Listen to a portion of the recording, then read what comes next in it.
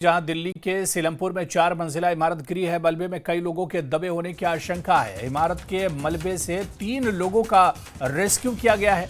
मौके पर राहत और बचाव का काम जारी है।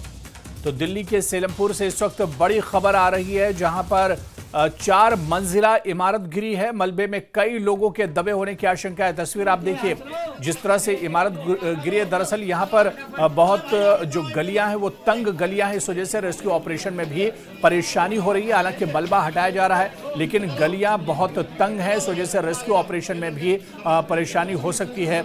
कई लोगों को अभी तक बचाया जा चुका है, लेकिन ये कहा जा रहा है कि मलबे के अंदर कई लोग दबे हो सकते हैं। एक इंडस्ट्रियल एरिया है, कारोबारी ये इलाका है, जहां पर दूसरी रियासतों से भी लोग आकर जो फैक्ट्रियां हैं, जो कारोबारी इलाके हैं, कारोबारी यूनिट्स हैं, उनमें एक तरह से काम करते हैं। तो सीलमपुर का ये इलाका है जहां पर 4 मंजिला इमारत गिरी है और मलबे से 3 लोगों का रेस्क्यू भी किया गया है। मौके पर राहत और बचाव का काम भी लगातार जारी है।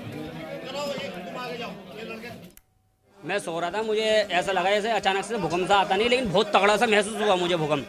मैं समझा भूकंप है। मैंने उठ करके बाहर देखा तो जब छज्जे के इधर उधर देखा तो ये मकान गिरा पड़ा था। मैं समझा सामने वाला गिरा। थोड़ा सा बाहर फिर मैं नीचे को आया तो हमारा भी यहाँ से खुला हुआ था और यहाँ पे एक औरत भी बैठी हुई थी। एक बच्चा निकाला, औरत निकाली, और उनका एक लड़का भी था, वो पहले से निकला हुआ था, वो भी काम कर रहा था साथ में। भाई ये मामला हुआ। तो उसके बाद अब सबको देखा हुआ। लोगों को निकाल लिया इसमें से लगा 2 तो मेरे सामने निकले हैं, बाकी मुझे और पता नहीं।